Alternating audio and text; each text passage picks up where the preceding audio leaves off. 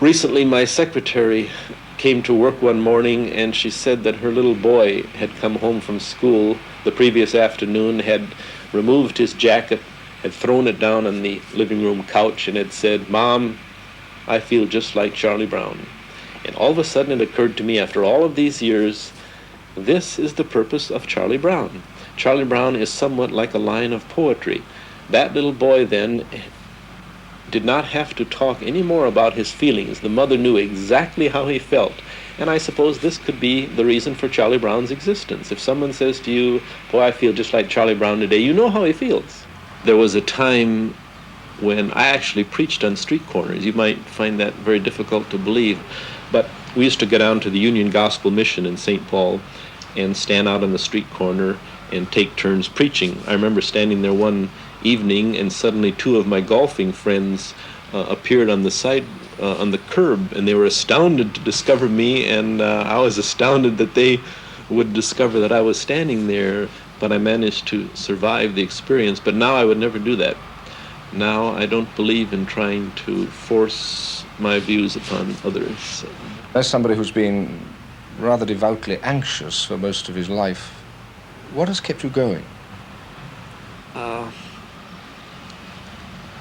I love what I do, of course. I think I had a man who plays viola for the San Francisco Symphony tell me once that his music was his religion. At the time I thought that's a very trite statement. I've heard that the same way as people say I can worship God out on the golf course as well as in church, which is a kind of a simple thing to say, and I thought that this was what this man was saying.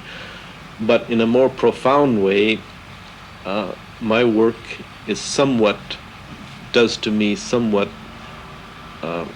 what religion might do for somebody who might not have any form of creativity to keep him going. And I know that I love to get up in the morning and go to my job simply because it gives me security. I'm king in my own little kingdom there, right? Once I get into my studio behind my drawing board, finally I know what's going on, and I'm in control. I'm at the helm. But are you conscious when you're at that helm of just how much effect you're having all over the world?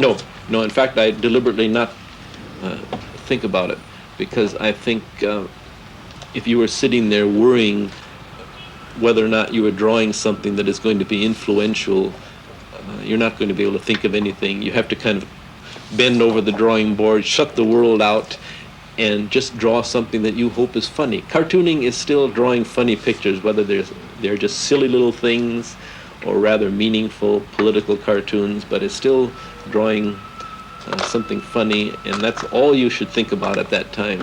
Keep kind of a light feeling.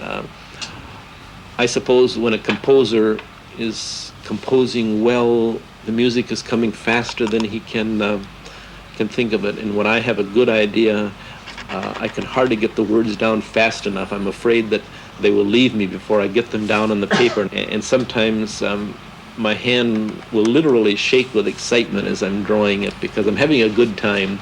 Unfortunately, this does not happen every day. Unfortunately, I'm not highly educated. I'm merely a high school graduate. I studied art in a correspondence course because I was afraid to go to art school. I couldn't see myself sitting in a room where everyone else in the room could draw much better than I. And this way I was protected by drawing at home and simply mailing my drawings in and having them criticized.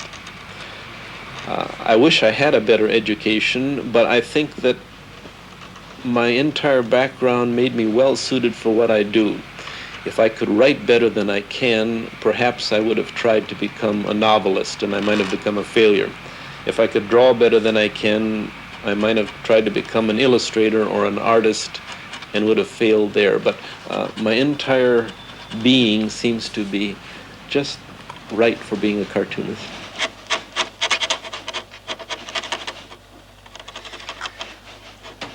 I think that one overwhelming reason why your work is so popular here in England, where very largely we think of ourselves as being a post-Christian society, is that here's a man who really knows how terrible life is. Are you happy to be looked at in that way? Yes, but we must admit that I'm talking only about the minor everyday problems in life. Leo Tolstoy dealt with the major problems of the world. I'm only dealing with why we all have the feeling that people don't like us. This is Charlie Brown's problem, and things of this kind. So I think a cartoonist can do this, but you must always remember too that a cartoonist is a lot like Lucy's psychiatric stand. She said once that she only points out the problems, she doesn't try to solve them, and I think this is what a cartoonist does. Do you think you're just drawing attention to problems, or are you perhaps also pointing out solutions? I suppose, I like to think that I bring up some solutions now and then. I suppose one of the solutions is, as Charlie Brown, just to keep on trying. He never gives up, and if anybody should give up, he should.